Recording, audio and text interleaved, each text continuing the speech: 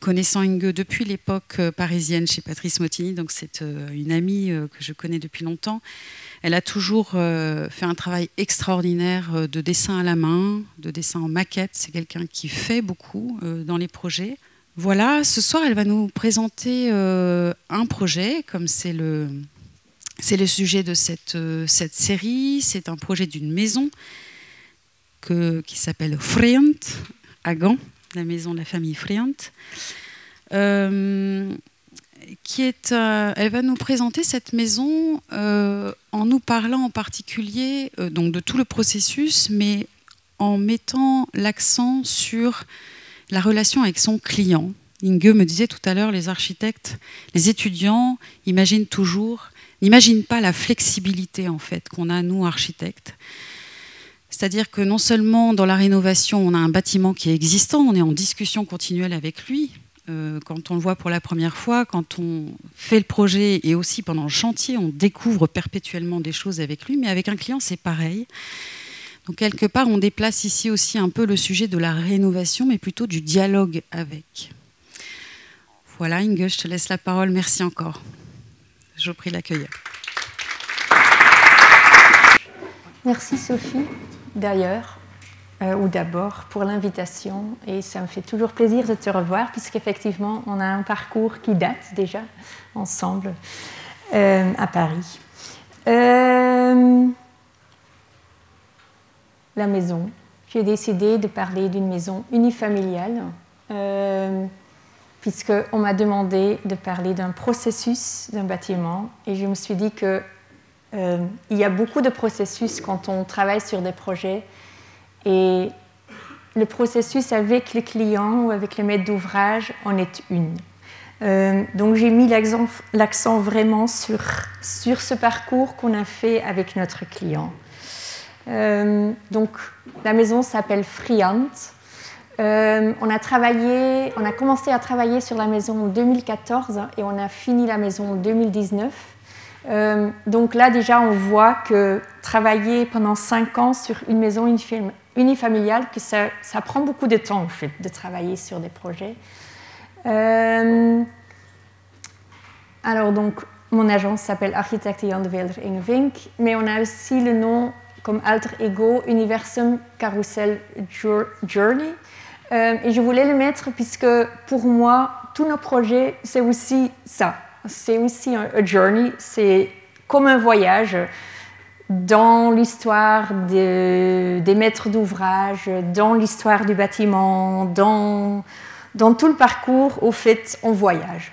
Mais c'est aussi un carrousel. Tu vas voir, il y a beaucoup de moments où les choses changent, où on est obligé de repenser, de revoir, de re-réflecter les projets.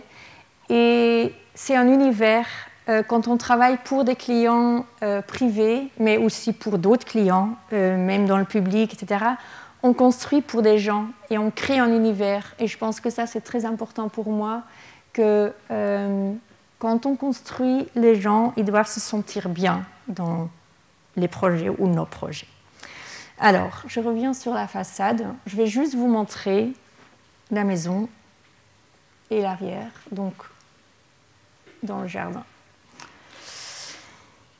Et je vais commencer avec le début. Au fait, c'est ce qu'on a retrouvé. Quand nos clients nous ont appelés, c'était un couple assez jeune. Ils habitaient dans cette maison-là, qui est une maison qui a au rez-de-chaussée 2 garages et l'entrée, et au premier étage, un appartement. Il y avait un faux 2e étage qui était juste un extérieur. Et la maison se situe dans une rue assez fréquentée, beaucoup de voitures, il y a le tram qui passe, donc il y a beaucoup de bruit.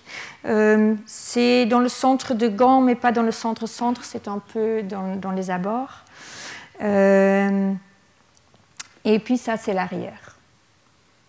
Vous voyez que la maison, elle n'est pas forcément dans un bon état, mais la structure en soi, elle est encore bonne. Encore quelques photos de comment nous, on a retrouvé les jardins, mais aussi la maison, etc., et comment eux, ils vivaient là-dedans. Une coupe pour comprendre comment la maison est constituée et surtout pour vous faire comprendre cette bizarre façade qui monte un étage plus haut. Une esthétique de l'architecte qui était là avant nous. On se demande pourquoi il l'a fait, mais probablement c'est pour retrouver, quand je retourne dans la rue, pour retrouver une connexion avec les autres bâtiments. Alors le plan, je pense que c'est quand même important de comprendre comment la maison est constituée et surtout il y a des structures visibles ici qui sont importantes et puis la grande cheminée qui va revenir après dans les plans. La façade arrière-avant. Et le premier moment où le client nous appelle, en 2014, une première esquisse. Je vous ai dit qu'au fait, la maison est située dans une rue qui est assez fréquentée, qui est assez bruyante. Et le client nous a dit qu'il voulait prendre un peu de distance par rapport à cette rue, puisqu'elle est très...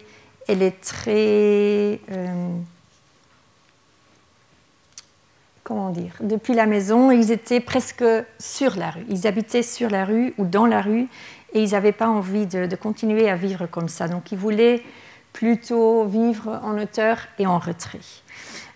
Donc, ça, c'est la première chose qu'on a essayé d'impliquer dans le projet. Une première esquisse où il y a une phrase en néerlandais qui dit que le moderne... ah là là, mon français, il est un peu loin. La partie moderne cache le simple désir de vivre. Puisqu'on est derrière cette façade et bon, nous on décide de faire une autre façade derrière. La coupe, et vous voyez déjà qu'on monte en hauteur et dans le dessin vous voyez qu'on a cette forte désir de partir, comme Sophie nous disait qu'on travaille souvent dans la rénovation. On aurait pu décider de démolir cette maison qui n'était peut-être pas dans un bon état, mais nous on a considéré que la structure en soi elle était encore bonne au premier vue quand on est arrivé. On avait l'impression que la structure était encore bonne et on voulait travailler avec ça. Donc on a décidé de garder les sols et les façades actuelles et on a travaillé dans la construction qui existait. Et donc en rouge c'est la partie neuve qu'on rajoute. De nouveau la façade. Juste pour vous faire comprendre de ce qui se passe. Et les premiers plans. Au rez-de-chaussée, au fait, le client, c'était un jeune couple, ils n'avaient pas encore d'enfants et ce n'était pas très sûr s'ils voulaient avoir des enfants ou pas. Mais ils voulaient avoir quand même une chambre en plus pour avoir, quand ils avaient des visites, pour avoir la possibilité d'héberger quelqu'un. Ou peut-être d'avoir un studio, donc vous allez voir, il y a des variantes avec un studio, de pouvoir héberger quelqu'un externe aussi. Et ils voulaient avoir des espaces de travail, donc ça c'était très important pour eux.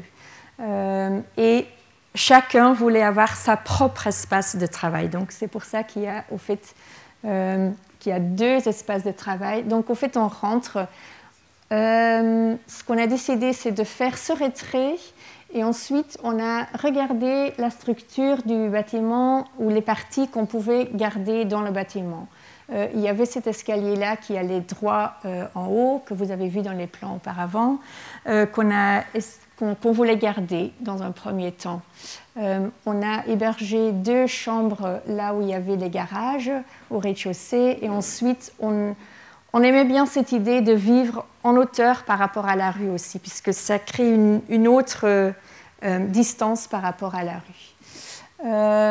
Et puis il y avait déjà l'escalier pour redescendre dans le jardin, donc il y avait déjà cette connexion. Donc on fait la cuisine, salle à manger, living, 2 bureaux, et puis une chambre avec sa propre salle de bain. Et des variantes avec la possibilité de rentrer quand même la voiture et une chambre ou un bureau, ou une variante avec un studio avec sa propre salle de bain. La première façade qu'on a fait. Et puis, quand on présente au maître d'ouvrage, on aime bien présenter aussi d'autres projets, puisqu'ils sont venus vers nous, puisqu'ils aiment comment on travaille. Mais ce que je disais aussi à Sophie, souvent avec notre architecture ou la façon dont on travaille, on ne sait pas forcément où on va terminer.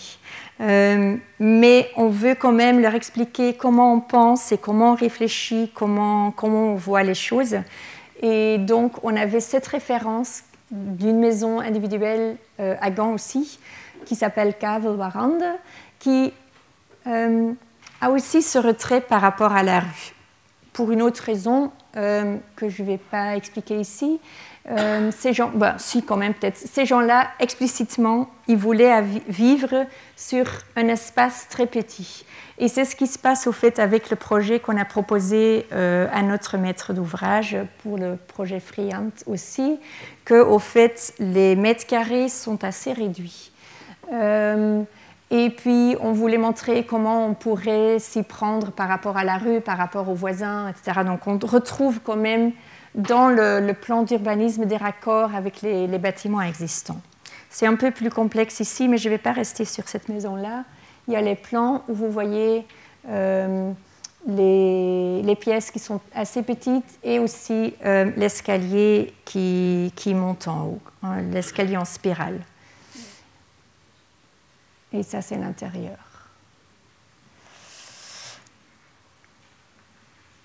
La maquette qu'on avait fait depuis le début. Donc Sophie a déjà dit, on travaille souvent à la main, on fait beaucoup de maquettes, on fait beaucoup de dessins. Il n'y a pas beaucoup de dessins à la main pour ce projet ou que j'ai retrouvé de ce projet-là. Il y en a quelques-uns qu'on va retrouver, mais on a fait beaucoup de maquettes au fait pour cette maison-là. Alors, donc on était juillet, là on est décembre. On donne toujours un peu de temps à nos clients de réfléchir à notre proposition. Et on leur dit toujours qu'il faut qu'ils mettent les choses qu'ils aiment bien à côté des choses sur lesquelles ils hésitent ou sur lesquelles ils ont des réflexions. Donc, après un certain moment, ils reviennent vers nous avec une liste avec des commentaires. Donc, c'est ce qui s'est passé. Et entre-temps, on a réfléchi et on leur a proposé une deuxième esquisse, un nouveau plan qui part de la même idée du retrait, etc. Mais je reviens sur ça après. Je veux revenir quand même sur ce schéma qui n'était pas dans le premier dossier, mais qui est venu dans le deuxième, pour montrer comment on s'est pris dans la structure. Donc ici, vous lisez bien la structure en vert, la structure existante du bâtiment, et en rouge, les nouveaux parois qui arrivent. Donc en décembre, on leur propose un nouveau plan avec un autre retrait par rapport à la rue. Un retrait qui est un peu plus dynamique et qui nous intéresse puisque en faisant ou en introduisant un angle comme ça, tout d'un coup, on a un autre rapport. Le rapport avec la rue est complètement différent. Ici, on reste parallèle avec la rue et là, finalement, au fait, la vue reste la même chose. Tandis que si on introduit ça, on a tout d'un coup des vues qui partent dans deux sens dans la rue et on a une vue complètement différente sur la rue. Et la distance, elle est un peu plus loin encore. Tout en gardant la structure en tête. Et on a essayé de travailler avec des parallèles. Je dis ça puisqu'après, ça va encore changer. Et les premiers plans qu'on a dessinés à la main, puisqu'on réfléchit à la main. Avec l'escalier droit et pour monter aux étages, un escalier rond avec la pièce à vivre, l'entrée et un garage, les chambres et la salle de bain, et puis 2 autres pièces qui sont les 2 bureaux qu'ils voulaient, 2 bureaux qui sont sous la toiture. Donc là, on sentira la toiture. À ce moment-là, on avait déjà une réflexion sur notre propre projet, c'est qu'on était peut-être un peu trop strict avec nous-mêmes en essayant de garder l'escalier qui est sur le côté, puisque au fait, il nous bloquait un peu, et l'escalier, il n'est pas forcément très intéressant. C'est un élément qui a été rajouté, donc c'est pas un élément, il ne fait pas partie de la structure en soi. Donc, à un certain moment, on ose décider de repenser cet escalier et d'introduire de nouveau, depuis le rez-de-chaussée, un escalier rond qui monte et qui saute aussi, comme vous voyez sur le plan. Le plan qu'on dessine là, il est assez strict dans le sens qu'on essaye de suivre les lignes qu'on a introduites. Mais on aime bien jouer là-dedans, puisqu'au fait, comme ça, on crée nos propres règles, presque. Et on a fait des variantes aussi sur la terrasse. Donc, on commence à jouer dans ces lignes. On essaye de trouver, de se mettre dedans. Et une maquette sur la toiture et les terrasses, des essais, une esquisse sur ce nœud qui commence à être quelque chose de très important dans ce projet. Quand je disais il y avait des parallèles, avec ces parallèles, ça veut dire aussi qu'au fait, on n'avait pas des angles droits dans les pièces. Et notre cliente, elle était très sensible à avoir des pièces, c'est ce qu'elle nous avait dit, qu'elle ne voulait pas avoir une maison très compliquée ou trop compliquée, puisque elles ne se sentent pas bien dans les pièces qui partent dans tous les sens et où il y a trop de détails, trop d'éléments visibles. Donc j'avais l'impression qu'il fallait au moins introduire dans les chambres un angle droit. Donc ça, c'est ce premier essai de comment pouvoir introduire dans le plan qu'on avait introduit des angles droits dans les pièces. Encore la maquette, une autre maquette encore sur la toiture.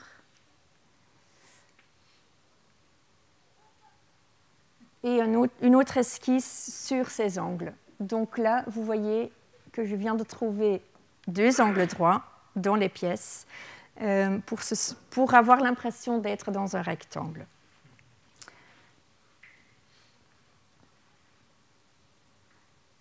Et donc, ça veut dire qu'au fait, les lignes ne sont plus droites. Donc, tout commence à bouger un peu. Ça, c'est très légèrement, ça ne se voit pas très bien, mais c'est le cas. Et le plan, il peut rester plus ou moins pareil. On continue à réfléchir là-dessus. Le client nous avait fait aussi une remarque sur cet escalier rond.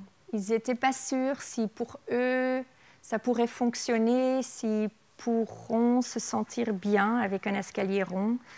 C'est alors qu'on a commencé à repenser l'escalier et l'introduction d'un escalier droit arrive dans le plan avec les angles droits. Et on recommence un puzzle avec les escaliers qui bougent dans la pièce. Et cet escalier, il devient, à ce moment-là, pour nous important, puisqu'il divise aussi la pièce. Donc, il dirige aussi un peu la pièce. Donc, c'est l'escalier qui nous guide et qui nous aide à comprendre où on peut s'installer. Mais en même temps, il commence à prendre beaucoup d'espace aussi dans ce nœud. Et on continue à faire de la recherche à comment trouver une économie sur cet espace que prend la circulation. Donc on continue à travailler là-dessus. Tout ça, ça a été présenté aussi aux clients. Toutes ces évolutions, on veut leur amener avec nous dans la pensée, dans toutes les évolutions que nous, on a pendant qu'on travaille. Et c'est alors qu'on a présenté ces dessins-là avec cet escalier droit où on a encore toujours 2 niveaux. Le plan, il reste presque la même chose. Je pense que la cuisine, elle a peut-être changé d'espace. Les chambres, ils ont une taille assez plus ou moins adaptée. Et puis, il y a la coupe. Donc, on a 2 niveaux en plus, ou un niveau en plus par rapport à l'original. Donc là, ça, c'est la première esquisse et la deuxième. Donc, au fait, on est plus bas que la première. Donc, la maison, elle a pris un peu plus de mètres carrés au niveau de surface. Donc, du coup, on a redescendu d'un étage. Et on commence à replier aussi la toiture. Au moment de la présentation, on leur a présenté aussi ce projet-là, qui est un projet d'une maison à Anvers. Une maison unifamiliale aussi, où le rez-de-chaussée n'appartient pas à notre client, et où ils nous disent qu'ils ne veulent pas vivre à cet étage-là, puisque ça, ils veulent le garder pour le louer, donc ça reste un appartement, et qu'eux, ils veulent commencer à vivre qu'à partir du 2e étage.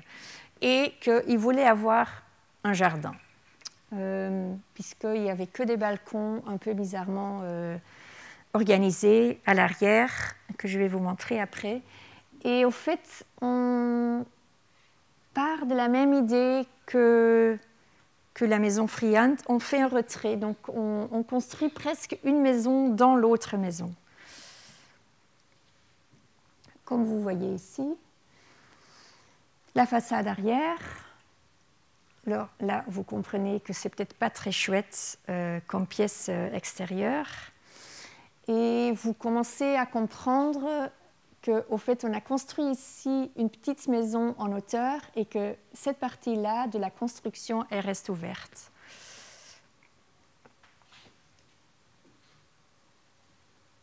Et là, on rentre. Donc ça, c'est la cuisine. Au fait, c'est une toute petite maison aussi. Les surfaces sont très, très, très petites aussi. Pour pouvoir créer cet autre espace qui est un espace extérieur, mais qui pourrait être vu aussi comme une chambre. Et donc là, on regarde sur la terrasse qu'on a créée depuis la cuisine. On a enlevé la partie de la dalle de la maison existante pour avoir plus de lumière.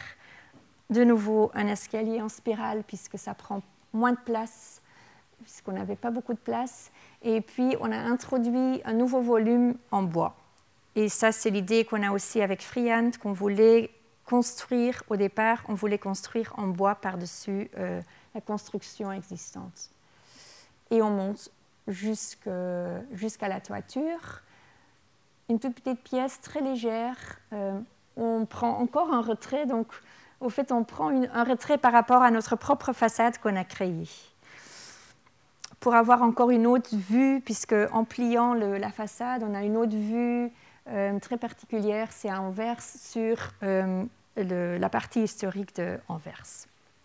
Mais je vais revenir un peu comme ça, sur le jardin, où vous comprenez, là il est planté, tout à l'heure il n'était pas planté. On a planté des grands arbres, mais vous comprenez ici très bien ce qu'on a fait. Au fait, on a enlevé 2 dalles pour créer cette surface extérieure. Et c'est ça qui nous intéresse et qui va être partie aussi de la maison sur laquelle je suis en train de parler. On a fait exprès de garder des bords pour montrer aussi ce qu'on fait. On aime bien montrer ce qu'on fait. Si on intervient dans un bâtiment, on trouve que c'est important de voir des couches d'histoire dans un bâtiment. Puisque nous, on ne va pas forcément être le dernier architecte à travailler sur ce bâtiment. En tout cas, c'est ce qu'on on espère peut-être aussi. Donc là, vous voyez la façade qu'on a introduite. C'est réalisé complètement différent que Friant, puisque le bâtiment est complètement différent, ou le nouveau bâtiment est complètement différent, introduit dans le bâtiment existant, mais c'est le même principe. La façade arrière qui regarde la façade de devant. Et on prend un peu de retrait, et puis depuis là-haut.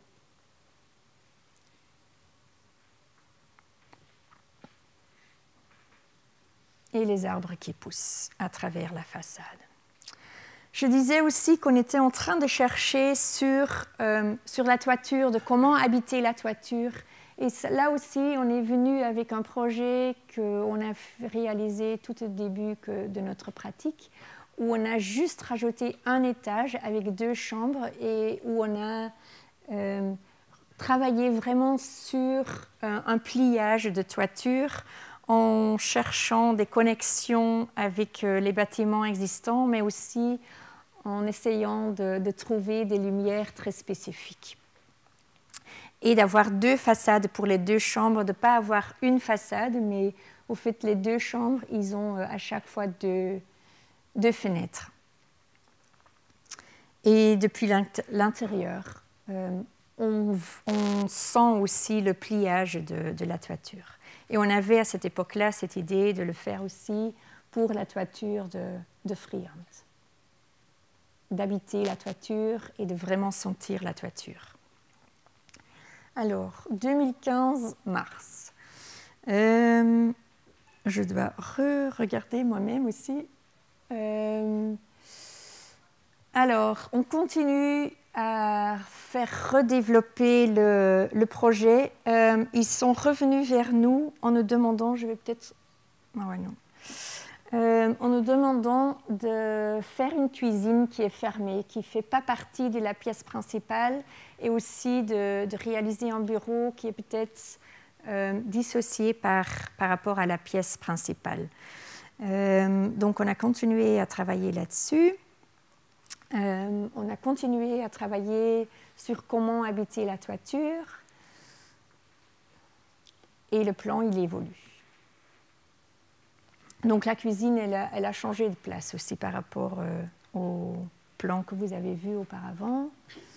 L'entrée, il y a un bureau au rez-de-chaussée avec un espace de rangement.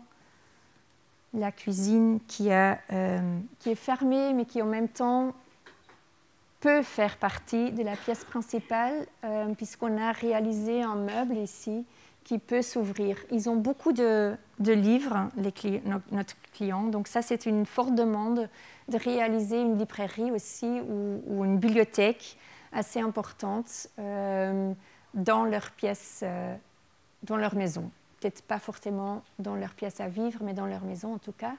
Et donc, on a pris cette idée d'avoir des parois qui peuvent bouger, qui peuvent s'ouvrir pour pouvoir fermer ou ouvrir quand on veut.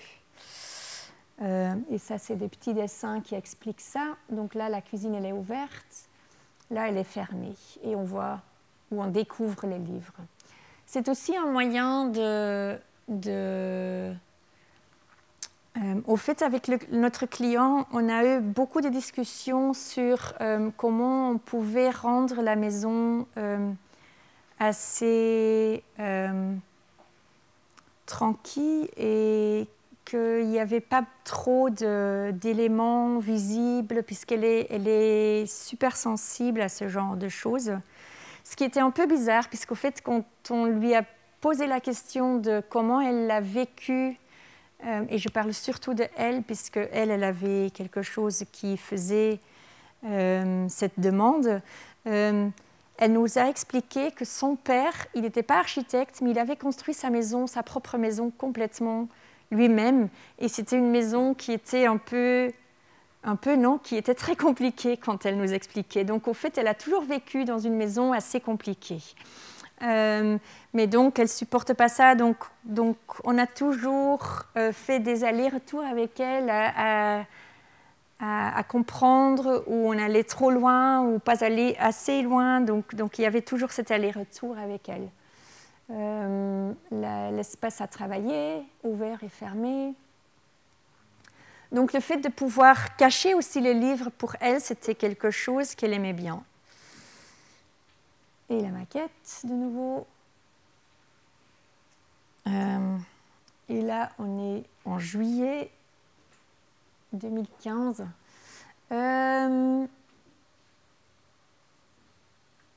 C'est la première fois, au fait, qu'on a commencé à réfléchir. Je vais peut-être... Non, je suis trop tôt, je suis désolée. Mais... Vous voyez ici la structure. On garde les deux dalles existantes, aussi celle de la toiture, et on recrée un nouveau volume par-dessus. Et la façade. Et là, c'est la première fois qu'on introduit le bleu de la façade, puisqu'il y avait du bleu dans la façade, qui était assez fortement visible, qui sur les photos n'est peut-être pas forcément visible, mais les fenêtres et les portes des garages étaient très, très visibles dans un bleu assez vif. Donc on voulait reconstituer quand même cette histoire du bleu dans la maison. C'est pourquoi on a décidé de faire cette paroi, qui est la paroi de l'ancienne maison, en bleu. Je vais peut-être quand même retourner, puisqu'il y a des changements dans le plan que je ne voyais peut-être même pas moi-même ici, mais ça me revient. Au fait, ce qu'ils ont demandé aussi, ils nous ont toujours demandé de pouvoir rentrer leur voiture dans un garage. Mais au fait, ils n'étaient pas persuadés qu'ils voulaient vraiment avoir un garage. À un certain moment, ils nous ont dit que, puisque là, le garage, il est ouvert, donc il y a l'air qui passe. Donc le volume, c'est le volume qui est le ventre, au fait, qui est fermé. Ils nous ont demandé de fermer quand même le garage, puisqu'ils avaient l'idée d'avoir une galerie.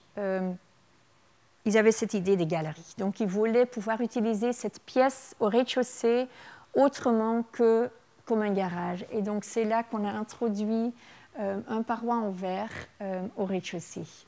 Et je pense qu'il y a les terrasses aussi qui sont en train de changer. Donc là, il y a la terrasse qui est là. Devant, il n'y a pas de terrasse. Et à un certain moment, on a décidé d'avoir une terrasse devant et une autre terrasse derrière.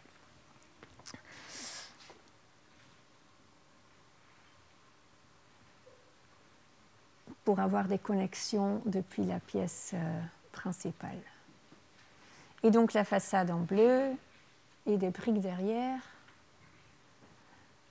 Et en septembre 2015, la femme est tombée enceinte. Donc ils veulent avoir encore une autre chambre en plus. Et c'est là, et en plus, puisque je ne parle pas, au fait, dans le processus, il y a toujours aussi l'argent qui compte. Un client a une certaine somme avec laquelle il peut travailler. Donc, on est tout le temps en train de travailler aussi avec ça. Donc, à chaque fois qu'on a présenté le projet, il y avait aussi une estimation que je n'ai pas mise dans le dossier, puisque bon, c'est une maison privée, donc je ne vais pas discuter de ça. Mais donc, dans la famille, il y a eu un décès, donc ils ont eu la possibilité d'avoir un peu plus d'argent à mettre dans leur maison. Et du coup, elle était enceinte. Ils pouvaient rajouter un étage. Donc, c'est là que vous voyez que la maison, elle commence à regrandir. Et ça tombe peut-être bien, parce que comme ça, on peut faire un raccord avec les maisons existantes, même si on l'avait déjà fait avec la façade de devant. Mais donc, c'est ce que je disais aussi à Sophie. Je pense qu'en tant qu'architecte, je pense que c'est très important de comprendre qu'il faut toujours être très flexible. On peut arriver avec une première idée, et ça peut être « oui, ça c'est l'idée, je reste avec cette idée », mais il faut avoir à chaque fois la flexibilité de pouvoir s'adapter aux nouveaux éléments qui arrivent. Il y a des gens qui tombent enceintes, il y a plus d'argent, il y a moins d'argent, il y a des familles qui changent pendant le processus. Donc il y a toujours ce moment où, en tant qu'architecte, il faut savoir revoir et oser réfléchir aussi sur son propre projet et être critique avec son propre projet. Et je pense que c'est ça que je voulais montrer avec le processus de ce projet-là. Donc, on rajoute un étage.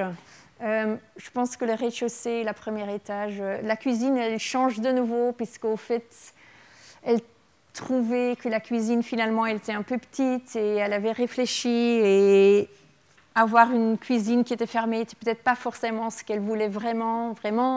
Donc, du coup, on pouvait réouvrir tout. Donc, bon, la cuisine, elle rechange. Elle revient ici devant. Et on peut changer au fait les étages aussi. Là où on était vraiment sous la toiture et où on avait vachement joué sur les hauteurs sous plafond et sous la toiture, on garde un peu plus d'espace et on peut rajouter une vraie étage. On installe un bureau là, une chambre là, un dressing et salle à laver, etc. et une salle de bain. Et on peut rajouter 2 propres chambres avec leur propre salle de bain. Et ça, c'est le bureau. On peut avoir aussi une relation, un vide sur le bureau. Donc, le bureau, il est assez petit, mais il a une hauteur assez importante sous la toiture, puisque là, on sent la toiture. Et les 2 coupes différentes. Donc là, on voit que la maison, elle commence à s'agrandir. Ce qui est important à voir dans la coupe ici, c'est qu'au fait, le bâtiment, il n'est pas forcément symétrique des 2 côtés. Donc cette chambre-là, elle a une autre façon de vivre la toiture que celle qui est derrière.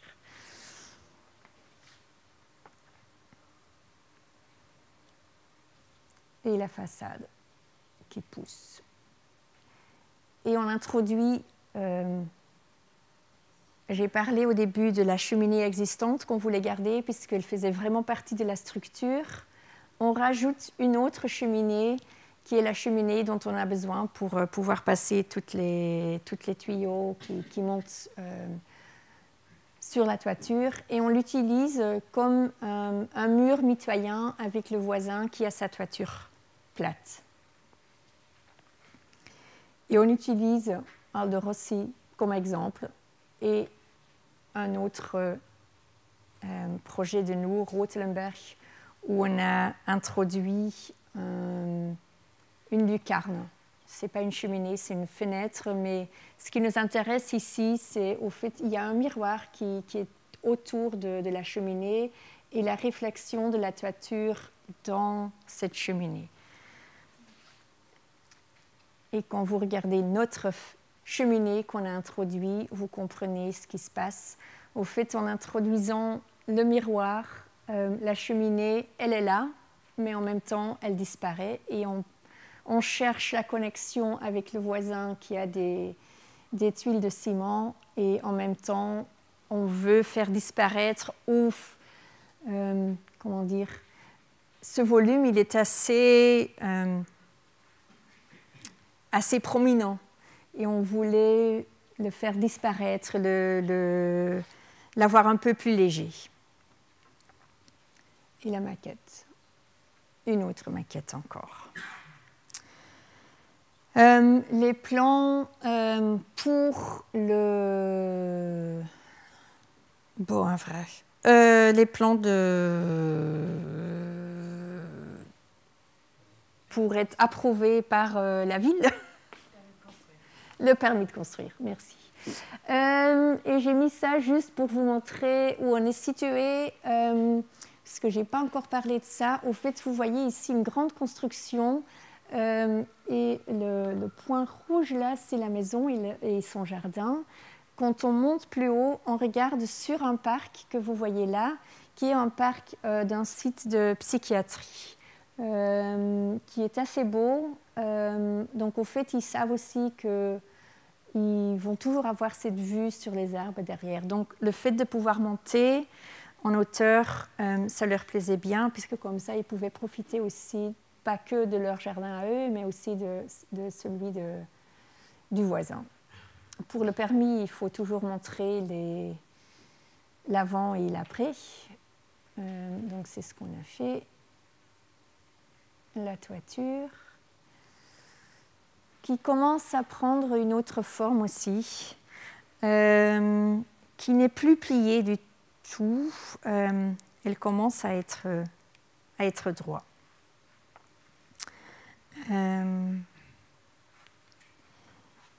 Et puis, la façade. J'ai parlé déjà du bleu, mais il y a aussi la deuxième façade, qui est la nouvelle façade, qu'on avait imaginé à la réaliser en briques,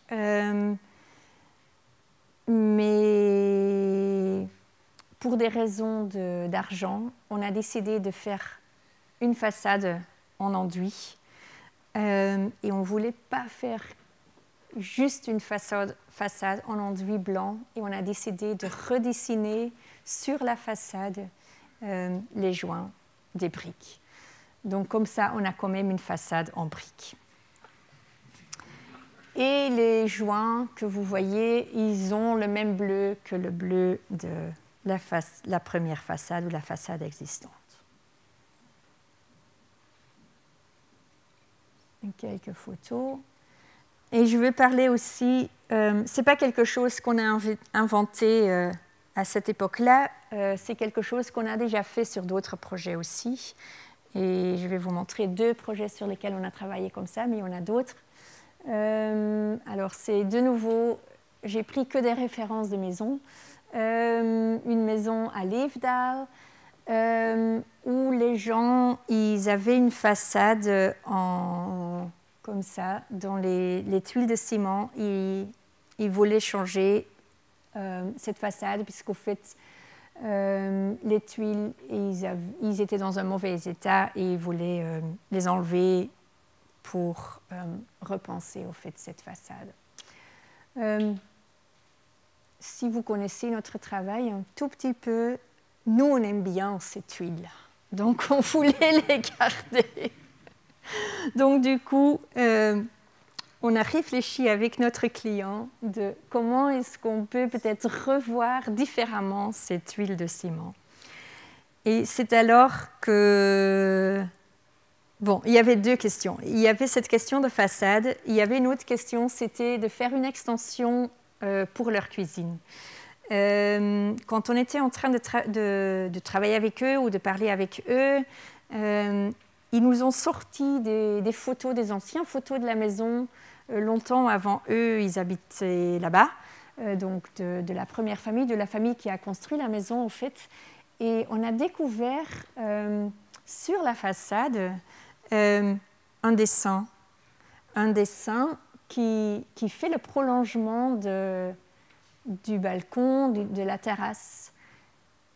Et ça nous intéresse, puisque c'est un dessin sur la façade. Et ça nous a aidés. Du coup, on savait comment faire l'extension et comment s'y prendre avec ce mur. Donc, on a décidé de dessiner aussi sur la façade, de redessiner les tuiles sur la façade et de recopier, au fait, le jardin d'hiver qui était déjà retravaillé à l'époque. Donc, il n'était pas comme sur la photo. De refaire une copie du jardin d'hiver pour faire l'extension de la cuisine. Et il y avait du rose dans les vitrages, donc du coup, les joints des tuiles, ils sont devenus roses pour ce projet-là. Et la façade arrière, elle était en rose aussi. Et comme vous voyez, il y avait aussi un dessin à l'époque, en Belgique, mais je pense qu'en France, on fait ça aussi. On dessinait de temps en temps quand même aussi des faux briques pour être plus riches. C'est ce qui était aussi sur cette façade-là, en rose. Donc la façade était rose aussi. Donc du coup, le rose, c'était le thème pour cette maison-là. Mais surtout, je voulais relier avec le projet Friant par rapport à ce dessin-là, de dessin. Et puis, On a fait la même chose aussi avec la maison Rothlenberg. Là, c'est un peu différent dans le sens où on voulait faire de l'isolement. On voulait isoler cette façade-là. C'est cette façade-là, en briques, des belles briques au fait, une façade qu'on aimait bien. Mais bon, quand on doit isoler, on cache ce qu'on aime bien.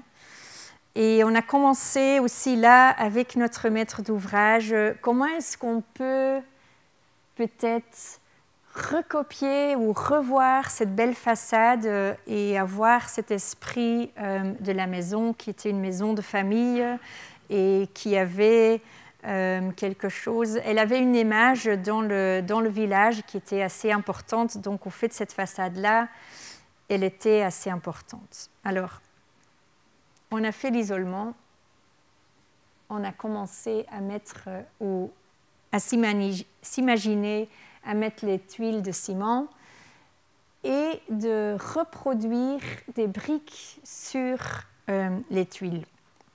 On a fait plein de tests pour voir comment on pouvait faire cette reproduction. Et je disais à Sophie, il n'y a pas beaucoup de dessins, mais donc il y a des dessins, mais directement un sur les bâtiments dans la présentation. Donc on a fait plein de tests. J'en montre quelques-unes. Pour arriver là, au fait, une simple ligne, puisque notre client voulait le faire lui-même. Et on avait au fait une pièce A et une pièce B, et on avait une moule, et il pouvait utiliser ça ou faire ça avec du spray, ça se dit, je ne sais pas, avec la bombe. Et de loin, au fait, ça ne se voit pas. Donc, de loin, il y a les tuiles, la façade est là. Et quand on s'approche, petit à petit, on commence à voir qu'il y a quelque chose qui se passe. Il y a une vibration dans la façade. Et on a fait exprès d'avoir une partie qui était comme ça et l'autre pas, puisqu'au fait aussi, dans la façade, les briques étaient différentes. Donc, on fait cette différence aussi. Mais donc, pour vous faire comprendre qu'on aime bien jouer là-dessus des trompe-l'œil peut-être, on aime bien ce côté de dessiner sur nos bâtiments. Et bon, les plans du permis de construire.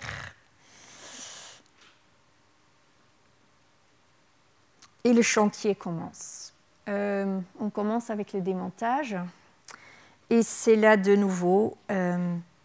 même si on a fait des tests pour connaître les épaisseurs du sol, etc., c'est là qu'on commence à découvrir vraiment la structure du bâtiment.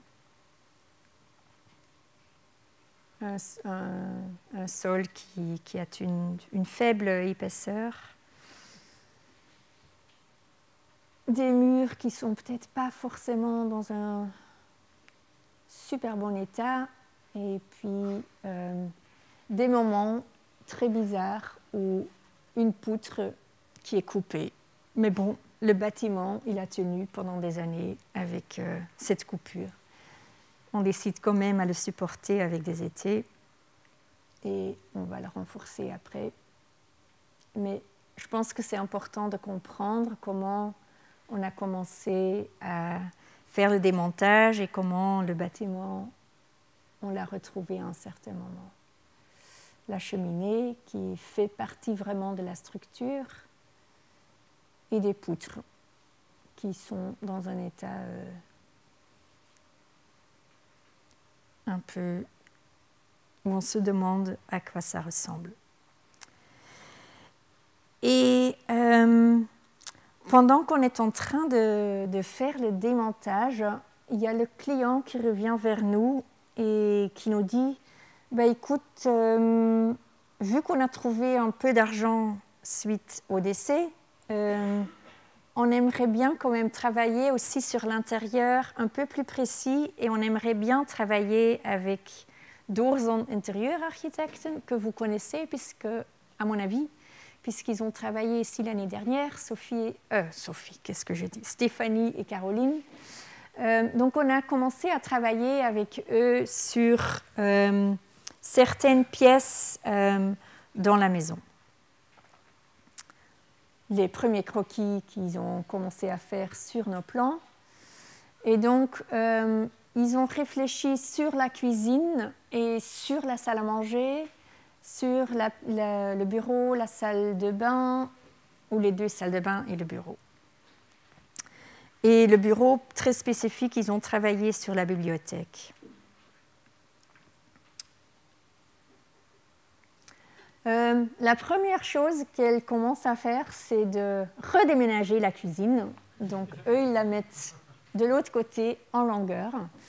Et elle propose de faire une table à manger dans le triangle qui se situe là, avec une banquette.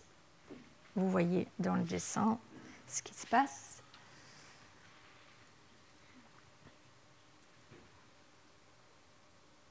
Ils font des simulations en axonométrie pour comprendre ce qui se passe.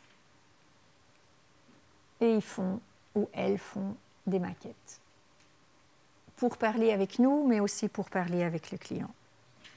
À l'étage, il y a le bureau. Elles font une proposition et la première chose qu'elles proposent à faire, c'est d'introduire un balcon qui va jusqu'au 3e étage et qui regarde dans le bureau.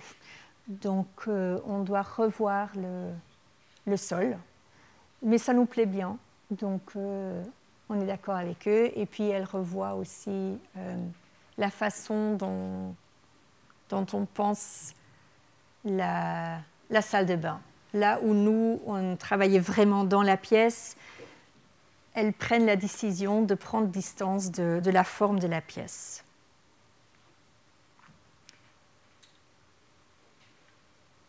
Et une autre version avec une baignoire.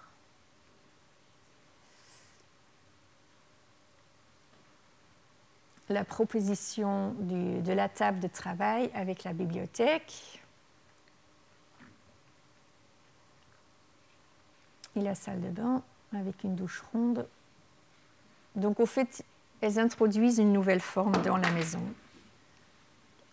et la maquette. Elles ont travaillé aussi sur la pièce du dressing avec des meubles, mais ça n'a pas été réalisé.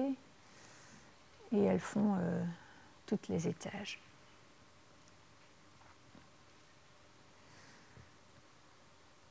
Et nous, on refait aussi la maquette pour pouvoir... on fait beaucoup de maquettes à chaque fois aussi pour comprendre comment on veut construire. Donc, au fait, ici, dans la maquette, vous voyez l'introduction aussi de comment les murs se plient et de comment on fait les connexions entre les parois en briques. Puisqu'à l'intérieur, on utilise quand même des briques.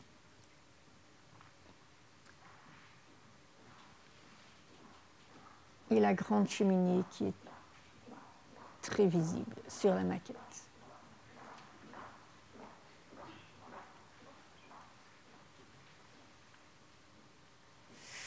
Et on continue à faire des fondations. Je vous montre juste les photos. À mon avis, en tant qu'étudiant, il faut que vous regardiez bien comment ça se fait. Faire des dalles, faire des poutres, des poteaux. Je ne vais pas vous expliquer, mais juste regarder et puis...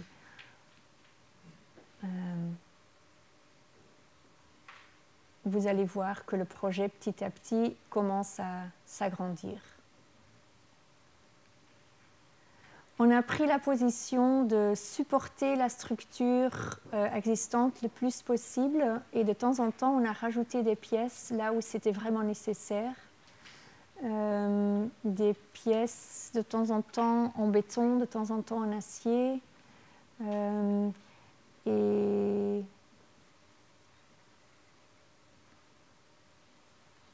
souvent, la structure, on l'a laissée visible.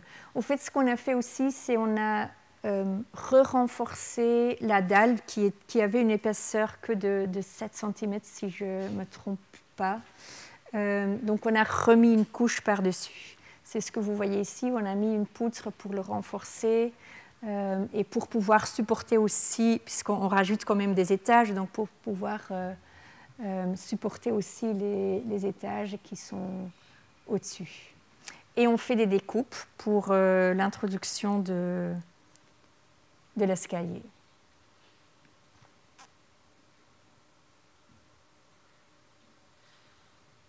Et ce n'était pas une dalle coulée, c'était poteau... Comment ça s'appelle?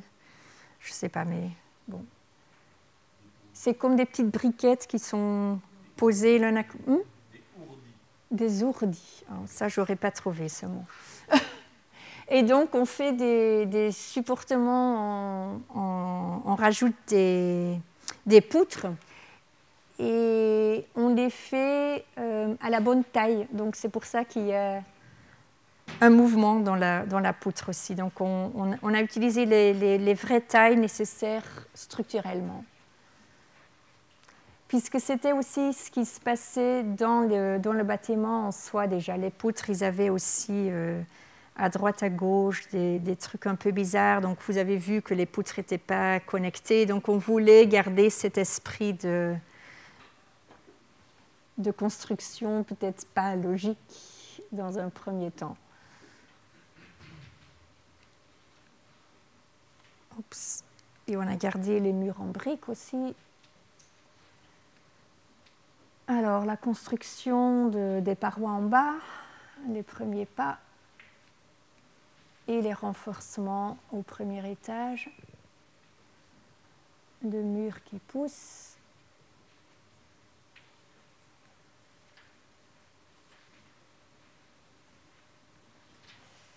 Et la dalle qui est coulée, avec l'ouverture pour la cheminée et pour plus loin pour l'escalier. Et vous lisez aussi dans le plafond, on avait fait un trou qui était plus grand, et après on a remis une autre dalle. Donc on lit aussi les couches dans l'histoire, dans le bâtiment. Et ça, c'est pour nous quelque chose qu'on aime bien jouer avec ces couches de l'histoire.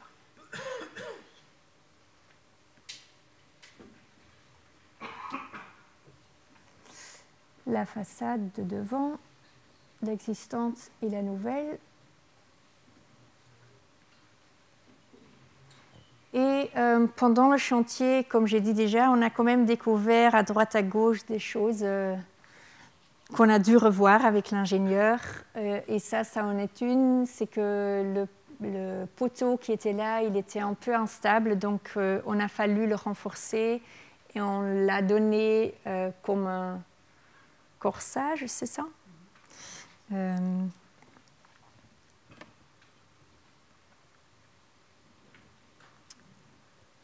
Et on continue à construire. Et on dessine à la main des dessins de construction avec plusieurs variantes de comment faire les raccordements de la toiture au mur. Mais au fait, on décide de le faire très simplement et de ne pas faire un détail très spécifique, puisqu'on a décidé avec les clients, finalement, de recouvrir les poutres. Donc, au fait, il y a un vrai en bois, il y a un vrai plafond en bois.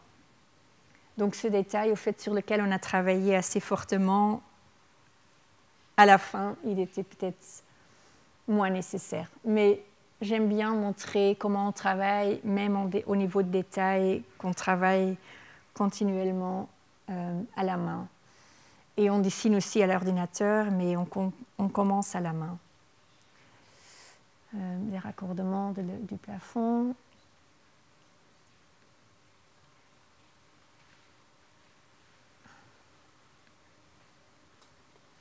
L'entrepreneur avec lequel on travaille très régulièrement, qui nous comprend bien. Et le début de la toiture en 18. Donc, au fait, on a fait le démontage en 2016 et on a dû attendre un peu l'entrepreneur. Et puis, entre-temps, le client n'était pas prêt à déménager. Donc, on a perdu quand même quelques années entre le démontage et la vraie construction.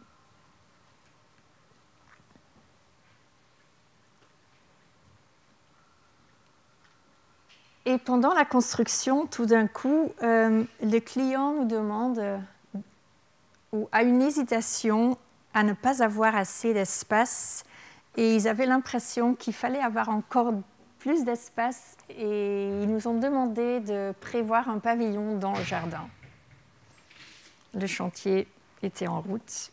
C'était peut-être pas forcément le moment de rajouter encore quelque chose, mais en même temps, c'était le bon moment puisqu'on pouvait encore passer en bas assez facilement sans endommager ce qui s'était passé. Et donc, on fait plusieurs propositions. On n'était pas forcément content de celui-là. Et tout d'un coup, il y a quelqu'un qui décide, mais pourquoi est-ce qu'on ne reprend pas juste le ventre qu'on a dessiné au rez-de-chaussée et on le remet dans le jardin? Et donc, on est arrêté là-dessus. C'est le dessin que vous voyez là. Et pendant le moment de chantier, notre client il continue à hésiter s'ils ont vraiment besoin de ça ou pas.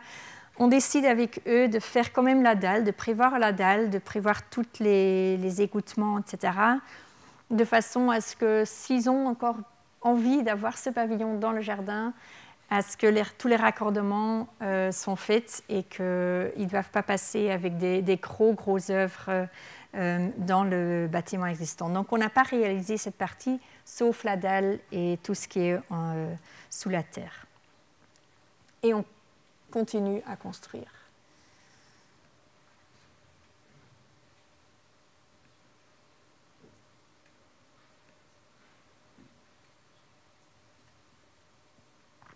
Et on a livré le bâtiment en 19, en avril, juste avant le lockdown, je pense, le confinement.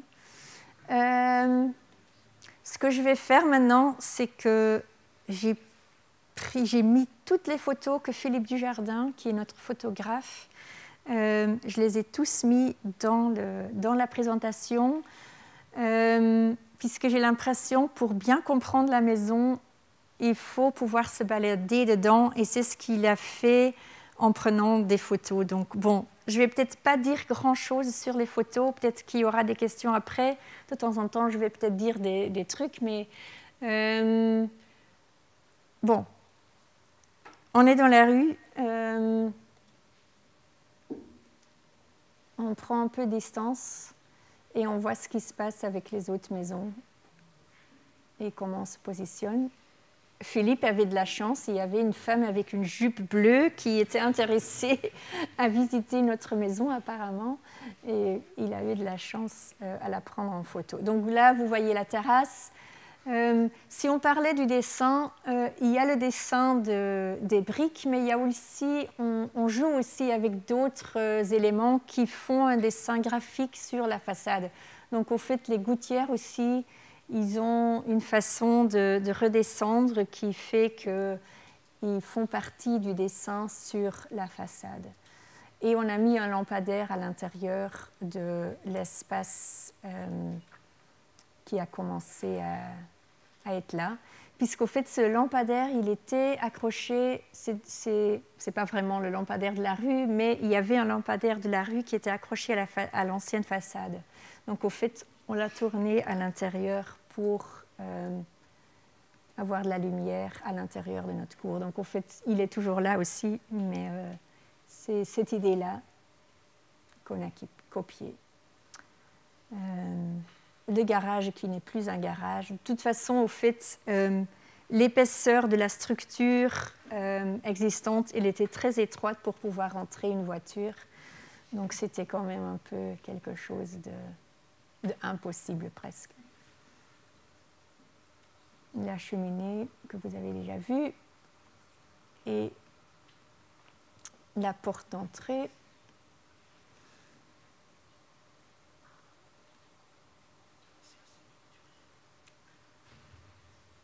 On s'avance, on sonne et la porte est ouverte et on rentre.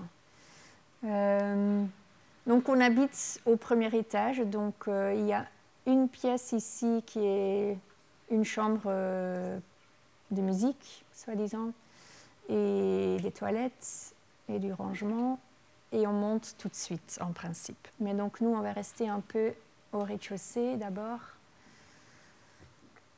Le couloir avec au fond la porte pour... Ça c'est la pièce la pièce de musique ou un bureau ou... avec une structure supplémentaire. Et là on est dans le garage galerie en regardant la façade de devant, la porte de devant. Et pour l'instant, ils n'utilisent pas ça comme galerie, ils utilisent ça comme garage. Donc, ça continue quand même à l'appeler garage, puisqu'ils l'utilisent pour mettre leur vélo à Gand. Tout le monde a beaucoup de vélos, donc cette pièce est utilisée quand même comme garage. Le mur, l'ancien poteau et une pièce pour soutenir la porte pour qu'elle ne claque pas contre le poteau. Et on va monter et on arrive à la pièce principale où vous voyez déjà le poteau avec son corsage et un petit bout de la cuisine de Doorzon.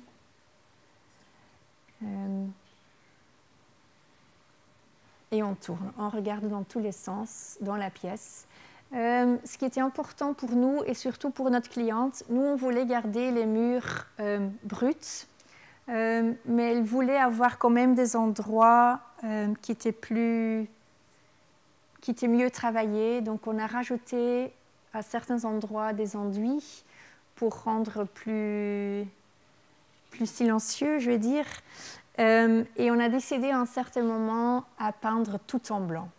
Nous, on a vu l'idée ou en tête quand on était sur le chantier de peut-être garder les murs tels qu'ils étaient avec leurs couleurs différentes, puisqu'il y avait une brique un peu rougeâtre et une autre brique qui était un peu plus jaune. Et on aimait bien ce qui se passait, mais pour elle, c'était trop. Donc, du coup, on a décidé à un certain moment à peindre tout en blanc.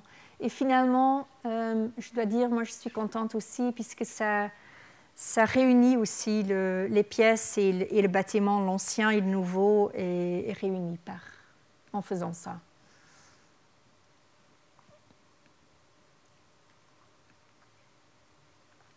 Et on regarde sur la terrasse. La cuisine de Doorzon. Et au fait, ce qu'ils n'ont pas réalisé, c'est la banquette et la table, puisque notre client trouvait que c'était trop déterminé en créant une banquette qui était une banquette fixe. Donc, ils voulaient avoir leur possibilité d'aménager la pièce comme eux, ils le voulaient, et de pouvoir changer dans le temps, de temps en temps, leurs meubles.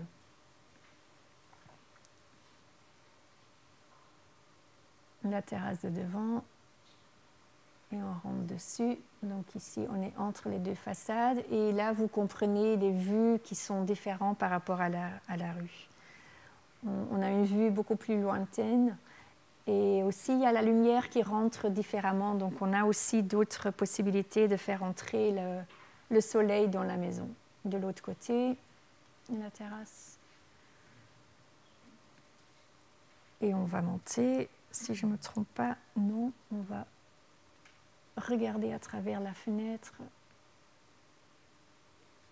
Et là, on va monter au deuxième étage, où on voit une petite fenêtre qui fait la connexion avec le bureau. J'ai dit au début qu'il y avait un vrai puzzle pour pouvoir intégrer l'escalier. C'est ce que vous voyez. Donc, au fait, ce n'est pas un escalier qui part en rond. Ce n'est pas un escalier complètement droit. Il part un peu biforqué, je dirais, pour pouvoir garder le plus d'espace pour les chambres possible et de prendre le moins d'espace possible pour la circulation. Là, on commence à comprendre comment la toiture, au fait, elle est asymétrique. Donc déjà là, dans les pièces en arrière, il commence à sentir une partie de la toiture dans les pièces. Au deuxième étage. Et on rentre dans le bureau où il y a la bibliothèque de Doorzon, où ils n'ont pas réalisé la table non plus qu'ils ont proposée. Donc ils ont réalisé que la bibliothèque qui part sur deux niveaux. Donc là, vous voyez le balcon et des détails de construction.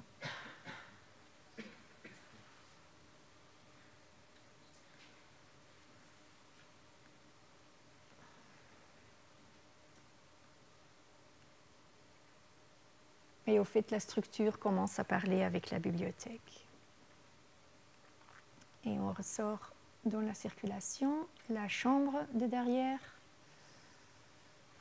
avec un support pour le plancher d'au-dessus.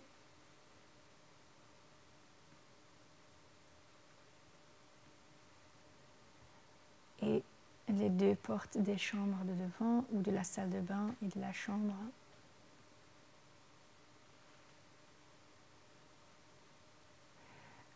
Les murs n'étaient pas droits non plus. C'est ce que vous voyez aussi dans la structure. Donc, quand on travaille dans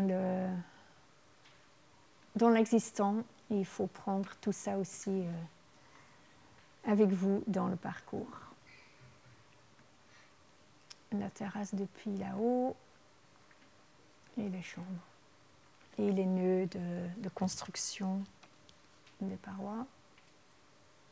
La salle de bain avec de nouveau une autre structure en bois avec l'intervention de Doorzon, avec la douche et on va remonter au troisième étage.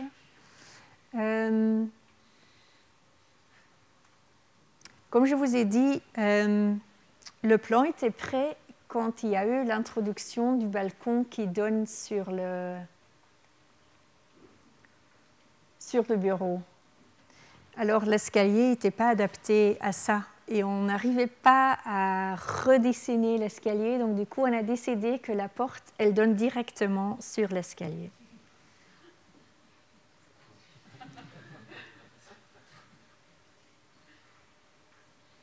Mais ça marche, puisqu'au fait, l'escalier, là, la marche, elle est assez large, donc on peut redescendre. C'est la première marche, donc on peut descendre assez facilement. Et on avait testé, puisqu'à la maison, chez nous, on a aussi un moment comme ça, donc on leur a montré que ça marchait comme ça aussi. L'angle dans la pièce,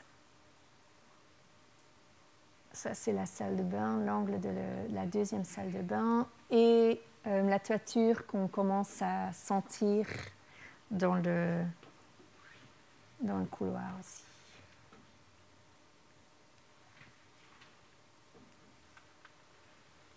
Et la façade existante qui est toujours là.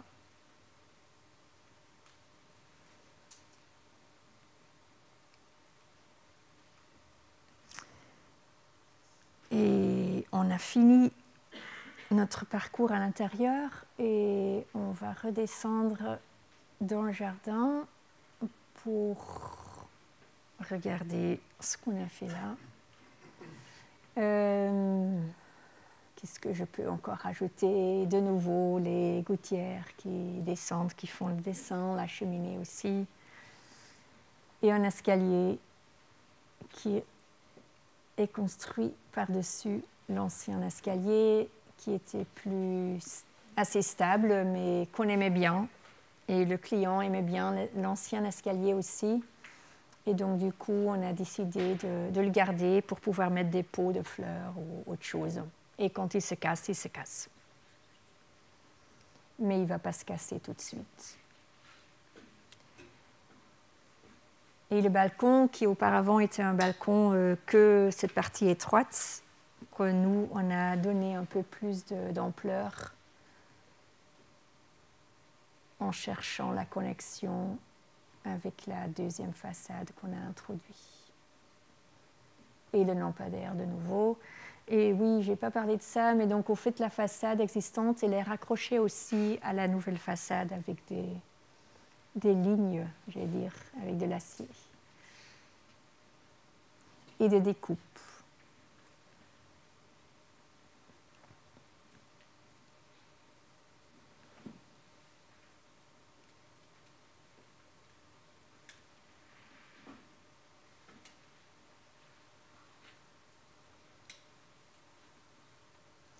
Et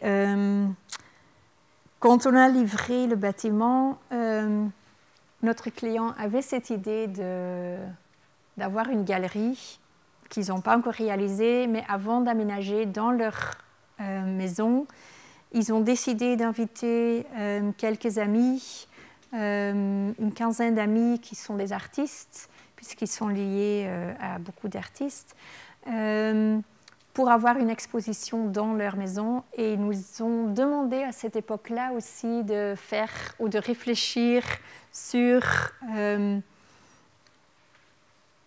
participation de l'agence. Et on leur a donné ce dessin-là, qui est un dessin imprimé sur le principe de riso.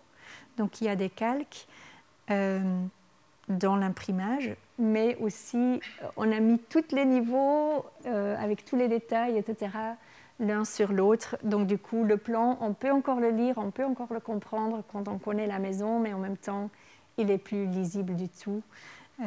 Mais le dessin, il prend toute la maison.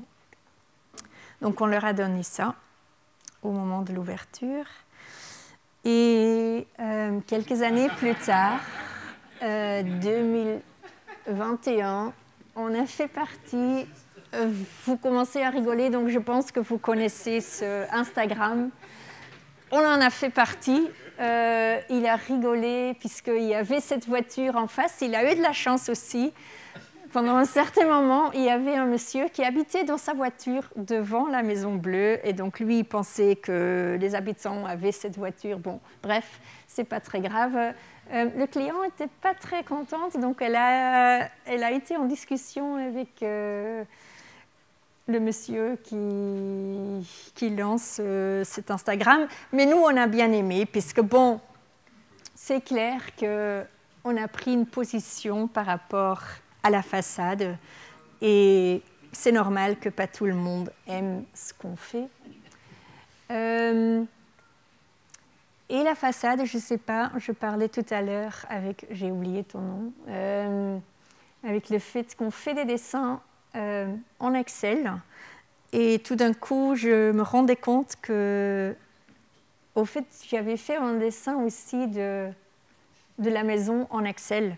Et quand on regarde au fait la maison et la façade, c'est peut-être aussi un tableau Excel, je ne sais pas, mais il y a une connotation.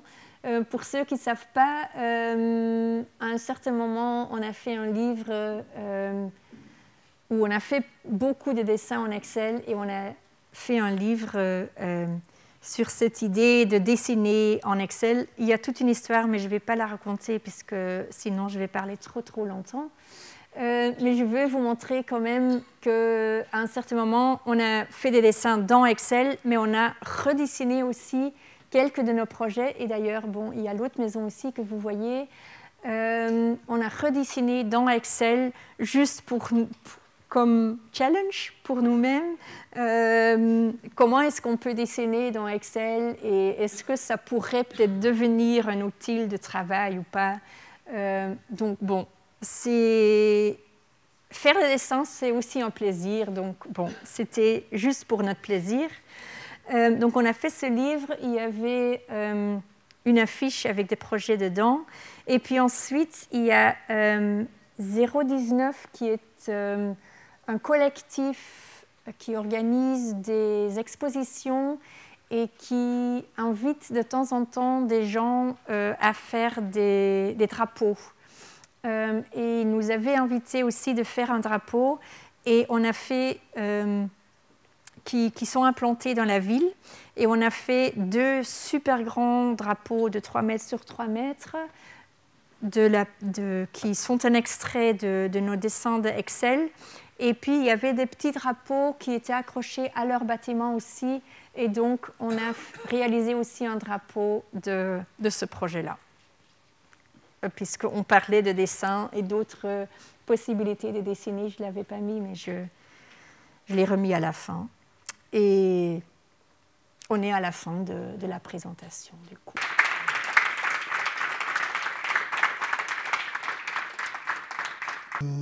Thank you, Inge, for this fantastic lecture, and congratulations for this work, which is really outstanding. Maybe my question to you is also about your body of work.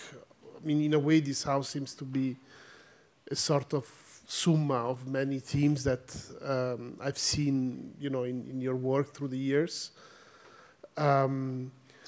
And something that really strikes me about your work, which might sound as a very banal comment, but for me is not, that in a way I cannot imagine a more original kind of work than your work, in the sense that in architecture it's difficult to invent a language. We always work with, we always start from precedents, or we further elaborate a tradition or an approach. And your work seems to negate all that. That's my impression, that you almost, and maybe it's my interpretation and you might contradict it, of course, but there is a strong sense of originality, as if you don't have any tradition behind, and, you know, any precedents. And I found this incredibly powerful, but also very disorienting in a positive way.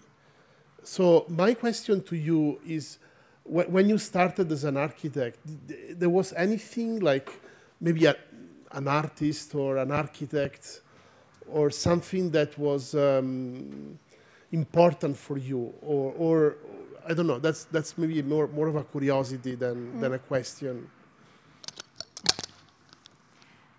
It's always difficult to give like a clear answer on that, because of course you take like a lot of things with you when you start to develop your practice or your thinking about architecture. So was there one moment or one person or one element? No, I think first of all, what for me and us has always been super important is the context and observation. So for me, if I was saying to Sophie, like, I like the most to work like in renovation, because there you have something to play with or to start from. And I think that's for me like the richness also. And that's maybe, if I'm saying like we work from out of the context, I remember that when we were making the archives book, the photographer and the architect who were making this book, Carlos Quintans, he all of a sudden said to us, like, they came to Belgium to visit a lot of our projects, and then he all of a sudden said to us, like, oh wow, but it's so important to see where you are living and how the surroundings in Belgium are looking like, to understand how you are working. So I think we somehow work very locally, though we also work abroad, but I think we learned from the beginning of our career to observe very well the environment in which we are building. And I think this is something super important for me, rather than having like idols, or of course we have like a background and we have knowledge of artists and and they pass along, and we play also with that, of course. But there is not like such like a specific architect or artist that is always like on the table in front of us. So also there we observe and we take what we think is for us at that moment like an interesting thing to take with us, or maybe it's even like unconscious that you take also the things with you. So also because, correct me if I'm wrong, basically all your projects are in Flanders in a way. I mean, maybe, I don't know if you have, I mean, all the projects I know at least. So in a way there is this kind of context specificity. Yeah, we have a lot of projects in Flanders, of course, but we also have like a big project in Charleroi. I could have talked also about that one. But so yeah, and we have also like projects abroad, but smaller ones. Yeah. Thank you. Merci. C'est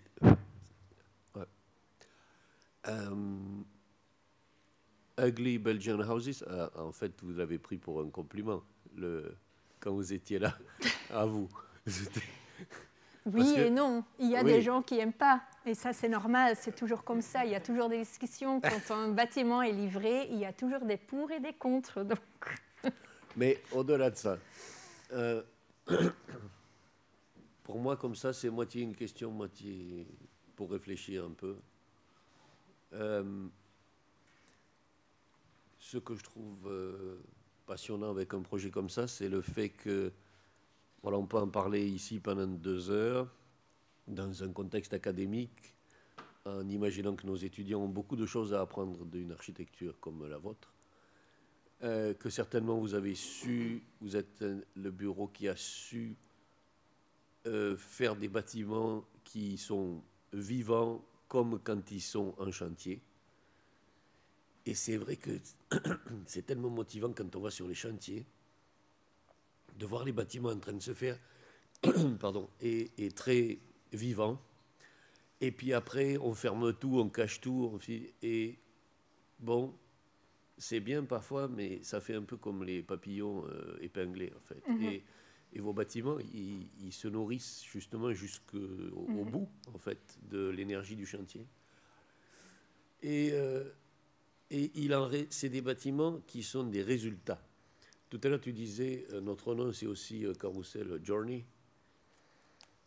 Et ce que je trouve très beau, pour le coup, c'est d'arriver à un résultat comme ça qui peut être discuté sur un plan académique, qui est manifestement de la grande architecture très savante, et qui, en même temps, peut passer pour un bâtiment ordinaire aussi, avec, quand on change un peu la focale, et qui, du coup, passe dans la ville comme ça, où on se dit, oh, regarde, les mecs, ils ont fait ça.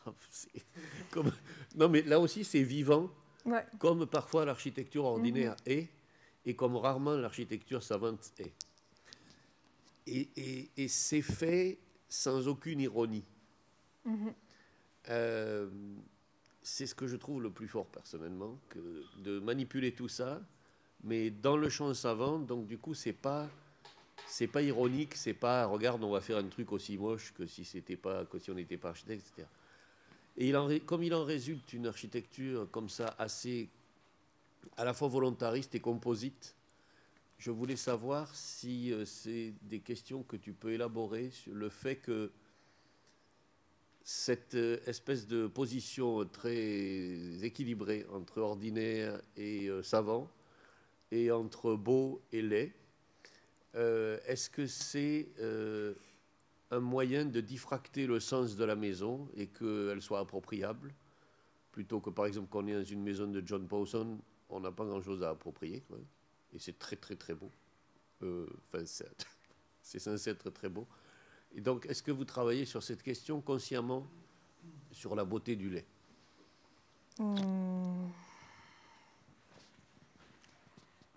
Pas forcément.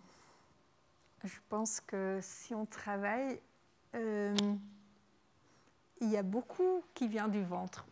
Je dis ça toujours, que des fois, j'arrive pas vraiment à expliquer aussi d'où viennent des choses. Et beau et laid, c'est toujours discutable. Donc, ouais, je sais pas, c'est des choses qui commencent à vivre aussi, puisqu'on est constamment en relation avec d'autres gens. Donc là, on a construit pour un client, donc au fait, on a aussi discuté de la couleur. Si on voulait avoir cette couleur ou pas, si c'était trop forte ou pas, si ça allait dans la rue ou pas. Donc, c'est pas juste, bon, on va faire cette couleur bleue. Non, on réfléchit quand même là-dessus assez fortement. Et c'est pas que nous. Il y a d'autres gens autour de nous qui fait qu'un bâtiment commence à vivre. Et quand tu dis qu'on peut se l'approprier, pour moi, c'est presque la chose la plus importante, surtout pour des maisons, que les gens puissent se l'approprier. Dans une maison de Powson, je pense que lui, il ne va pas aimer que quand il commence à mettre des choses partout un peu à l'imprévu, tandis que pour moi, les gens doivent pouvoir vivre là-dedans et pouvoir vivre comme eux, ils veulent vivre là-dedans. Si c'est très propre, tant mieux. Si c'est un peu bordélique, ça va aussi. Et je pense que ça, c'est important de comprendre, non simplement dans des maisons, mais aussi dans des maisons, dans des projets publics. À un certain moment, en tant qu'architecte, c'est fini aussi. On a livré le projet, on ferme la porte et on revient peut-être de temps en temps pour faire des guides aux architectes, mais on n'a plus le contrôle de comment les gens vont se l'approprier. Et je pense que ça, pour moi, c'est très important, à donner cette possibilité aux gens de se l'approprier et de le changer même. Une fois que la porte est fermée, ils peuvent commencer à le rechanger. Et ça, c'est l'histoire aussi dans les bâtiments, c'est qu'on n'est pas le seul architecte à travailler dans la ville, dans des bâtiments, donc on n'est pas seul. I really like the Excel compositions, as we also discussed before. I have to say that for sure our administration staff here at the BFR would be very happy to know this alternative use of Excel, like composing with a more creative way. What I'd like to... de là. It comes from there also. Also, as an architect, you have to work. Exactly, you use a lot of Excel. A lot of moments, more than having the fun way of drawing. We have a lot of work in Excel, estimations, plannings, whatever. So from tomorrow, actually, we will all have a lot of inspiration to try and to add another sheet. I have a question concerning in general, it seems that even from the picture of the exterior, especially, that the facade is really, at least at the exterior, the protagonist. No? In the same way, it reminds me of two buildings. The one, of course, is Le Corbusier in La Plata, the house where basically the Brie Soleil becomes basically an architecture in itself. But also, there is this project by Cesare Cattaneo in Como, where the facade becomes something like a detached element to the main building, but it's also an elaborated one. So this is very clear in your project, where the facade is blue. It also remains as it was also at the beginning, so it's clear that it's the protagonist, basically. But then what happens in the interior? It seems also that even Philippe Desjardins is struggling a lot to understand what is the main, let's say, space, or what is the most important space. He's in the double height space, and he's also rotating to photograph a bit of everything. The same also when he's in the room. He's not clear, he's not confused, but he's trying to understand, to orient himself, that there are so many pictures, I guess, because he's still trying to understand what is. So I wonder if there is let's say, the same procession, or in this process of this narrative, if the interior has a protagonist, or if there is a hierarchy, or if there is a space where you think this is after all this, let's say, play and games of compositions, this is actually the main, or these are the 2-3 main spaces of the house. And I wonder if there is a certain attempt to prioritize certain parts or corner of the house instead of others. In a single family house, very often the kitchen is the main place. And I think also here, the first level is like the main place to be. And of course, the stair plays like a big role also in the house, because there is what everything is happening and everything is connected to the stair. But yes, there are like a lot of elements that make that it's different in each piece almost.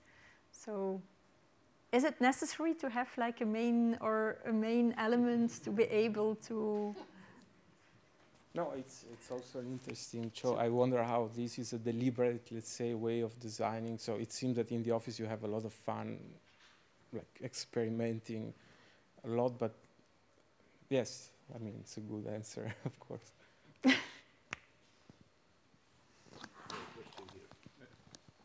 Merci beaucoup. Merci pour la présentation. C'était très facile à suivre.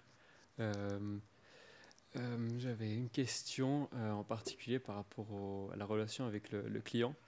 Est-ce que vous prenez... J'ai l'impression que c'était une question assez phare dans ce projet. Est-ce que, vous, comme architecte, on doit prendre tous les commentaires du client comme une opportunité, ou parfois on doit aussi un peu se freiner? Parce que j'ai l'impression que parfois on peut même se perdre en fait et trop vouloir prendre de ce qu'il nous donne. Et j'avais une autre petite question au niveau du détail. À l'intérieur, c'était une des colonnes existantes, je crois. J'ai vu une espèce de grille autour des poteaux. Je me demandais ce que c'était. Donc voilà.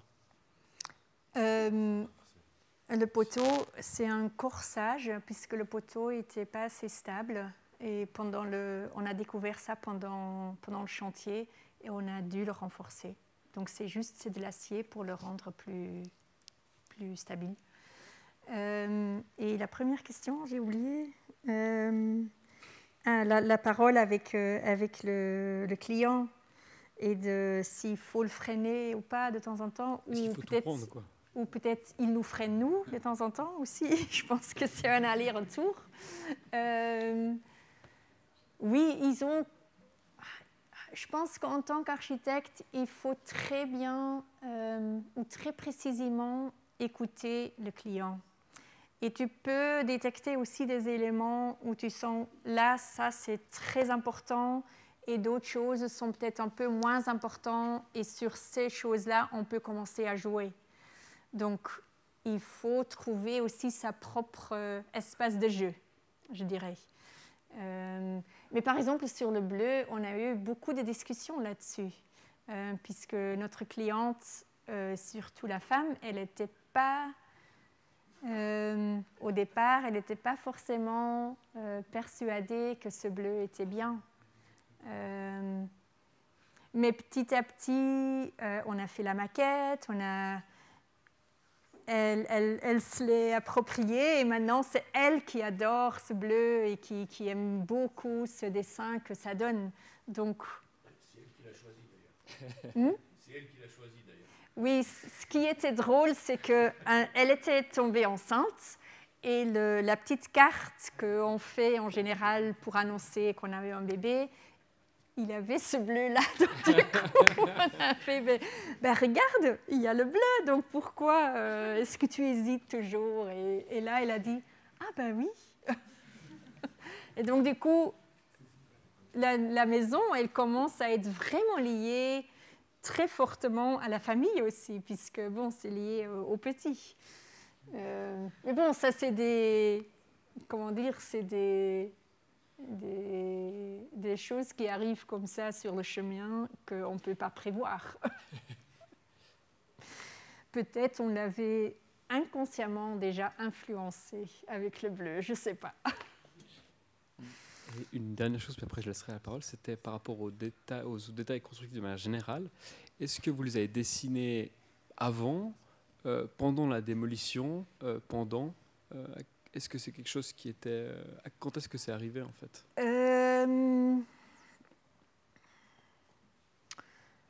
En général, pour des maisons, on a cette habitude de ne pas dessiner beaucoup de détails.